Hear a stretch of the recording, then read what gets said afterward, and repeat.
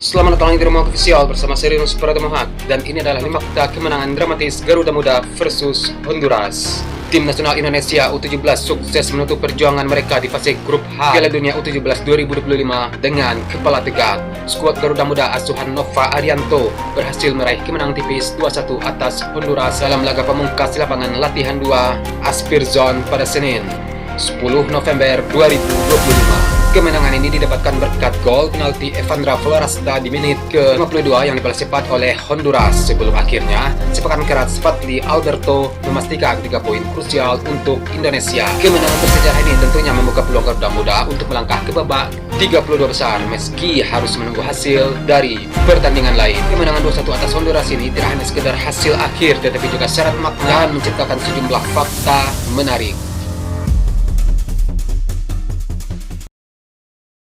Kemenangan perdana di Piala Dunia U17, fakta paling monumental adalah lahirnya kemenangan perdana Timnas Indonesia U17 sepanjang sejarah partisipasi mereka di Piala Dunia U17.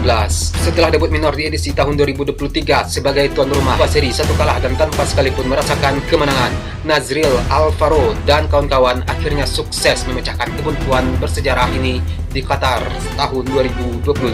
VAR yang telah lama diterapkan FIFA di turnamen ini mengambil peran vital wasit memberikan hadiah penalti kepada Indonesia setelah Nova Arianto meminta pemeriksaan VAR atas pelanggaran terhadap Mirza Rijatullah, dan pada akhirnya Evandra Floresta sukses mengeksekusi penalti tersebut. Ini terselang Honduras juga mendapatkan penalti balasan yang menunjukkan peran VAR yang menentukan arah dari sebuah pertandingan. Dan dengan hasil ini, Tim Nasional Indonesia U17 mengakhiri fase grup H di posisi ketiga. Mereka mengoleksi 3 poin dari 1 kemenangan saat melawan Honduras dan 2 kekalahan melawan Zambia dan Brazil. Sementara di grup H dikuasai oleh Brazil dan Zambia yang sama-sama mengantongi 7 poin setelah bermain imbang 1-1 pada laga lainnya. Honduras terbenam di dasar klasemen tanpa 1 poin pun. Walaupun telah memetik kemenangan atas Honduras, Timnas U17 sebelum otomatis lolos ke babak 32 besar, skuad Garuda Muda kini berada di daftar tunggu menempati posisi ke-9 dalam klasemen mini peringkat ketiga terbaik dari seluruh grup. Posisi ini menuntut Matthew Becker dan rekan-rekan untuk menunggu hasil pertandingan dari grup lain yang akan dimainkan pada 11 November 2025 bertepatan dengan laga versus Indonesia versus Honduras. Kepastian lolos tidak lagi berada di tangan tim nasional U17. Mereka kini harus berharap pada keberuntungan hasil pertandingan yang akan digelar 11 November 2025, termasuk laga-laga krusial seperti Republik Ceko versus Amerika Serikat, Uzbekistan versus Panama, dan Arab Saudi versus Mali. Tim nasional U17 harus menunggu beberapa hasil minor dari tim-tim peringkat ketiga di grup lain agar bisa masuk ke dalam 8 tim terbaik yang berhak lolos. Di sisi lain, Honduras kembali mengukir rekor buruk. Ini ketiga kalinya mereka finish sebagai juru kunci tanpa meraih 1 poin pun. Mereka pernah menderita hal seperti ini pada edisi 2007, 2009, dan 2015.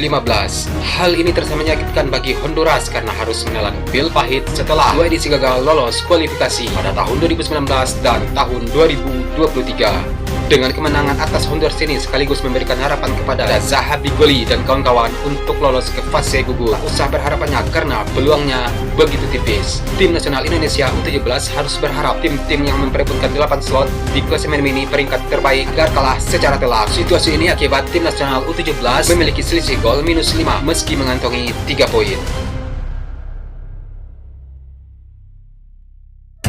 Dan akhirnya pada tanggal 12 November tahun 2025, Tim Nasional Indonesia U17 resmi tersingkir dari Piala Dunia U17 2025 setelah Paraguay bermain imbang 0-0 dengan Republik Irlandia di lapangan 5 Aspirzon. Karena dengan tambahan 1 poin tersebut, Timnas Paraguay mengunci 1 tempat di babak 32 besar Piala Dunia U17 2025 melalui jalur peringkat 3 terbaik.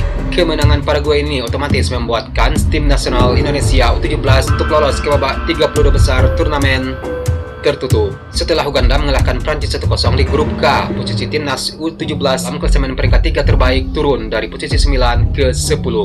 Tim nasional U17 kemudian berharap pada hasil buruk Paraguay di grup J dan Arab Saudi di grup L. Meski peluang itu kecil, tim Garuda bisa bertahan di Piala Dunia U17 2025 jika Paraguay dan Arab Saudi menelan kekalahan minimal 6-0 pada laga terakhir. Akan tetapi, hitungan tersebut berbeda dengan kenyataan. Paraguay imbang 0-0 dengan Irlandia yang membuat tim tersebut melangkah ke babak gugur. Dan dari hasil yang didapatkan oleh tim Paraguay tersebut resmi menyingkirkan tim nasional Indonesia U17 dari Piala Dunia U17 2025. Pasalnya, sekalipun Arab Saudi kalah telak dari Mali, tim yang lolos adalah Meksiko karena posisi Meksiko di peringkat ke-9. Diketahui selama tampil di Piala Dunia U17 2025, tim nasional Indonesia U17 meraih 3 poin dalam 3 pertandingan. Satu-satunya kemenangan Indonesia dibukukan usai mengalahkan Honduras 2-1 pada laga terakhir di grup H. Dalam pertandingan pertama, Indonesia kalah 1-3 dari Zambia. Kemudian tim asuhan Nova Arianto ini juga dibekuk oleh Brazil dengan skor 4-0. Walaupun saat ini sudah resmi tersingkir dari Piala Dunia U17 2025, tim nasional Indonesia U17 mencetak sejarah dengan meraih kemenangan pertama pada turnamen Piala Dunia U17. Ketua Badan Tim Nasional BTN Sumarji memberikan apresiasi tinggi kepada pelatih Nova Arianto dan jajaran stafnya. Ia menilai Nova telah menciptakan sejarah baru dalam perjalanan sepak bola muda Indonesia. Kemenangan pertama Indonesia di Piala Dunia U17 merupakan fondasi penting untuk membangun mental dan disiplin pemain muda. Namun, BTN tetap menegaskan perlunya evaluasi menyeluruh terhadap kinerja tim. Sumarji menekankan bahwa evaluasi bukan berarti mencari kesalahan, tapi untuk memperbaiki dan sekaligus memperkuat fondasi tim muda Indonesia. Evaluasi ini disebut lebih penting karena meski tampil lebih baik dibandingkan 2 tahun lalu, masih ada aspek yang perlu diperhatikan, mulai dari efektivitas serangan hingga koordinasi pertahanan. Dan dengan keikutsertaan di Piala Dunia U17 2025 ini menjadi pengalaman berharga bagi para pemain muda Indonesia. Melawan tim-tim kuat seperti Brazil, Zambia memberi mereka gambaran nyata tentang kerasnya persaingan di level dunia. Dengan adanya momentum ini juga menjadi peluang bagi PSSI untuk memperkuat sistem pelatihan usia muda agar regenerasi pemain semakin matang. Dengan adanya pengalaman internasional yang dimiliki, pemain U17 kini memiliki fondasi mental dan teknik yang lebih siap menghadapi jenjang berikutnya. Kisah tim nasional Indonesia U17 di Qatar memang berakhir lebih cepat, akan tetapi bukan tanpa makna. Kemenangan sejarah dan semangat juang di tengah lapangan membuktikan bahwa Garuda Muda mampu bersaing di level dunia. Dan untuk kedepannya, harapan besar teringat kepada bagaimana federasi, akademi, dan pelatih lokal bisa memelihara potensi ini agar tidak hilang begitu saja dengan pelatihan yang konsisten dan dukungan masyarakat. Bukan tidak mungkin generasi muda Indonesia bisa menembus babak yang lebih jauh di turnamen-turnamen internasional berikutnya. No comment ya. Oke, dah ya. Sekian video hari ini. Akhir kata Serinus Pratomohak. Salam sayang untuk orang samping Anda dan sampai jumpa di video selanjutnya. Peace.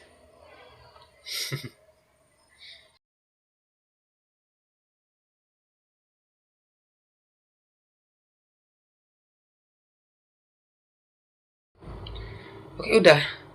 Apalagi yang ditunggu?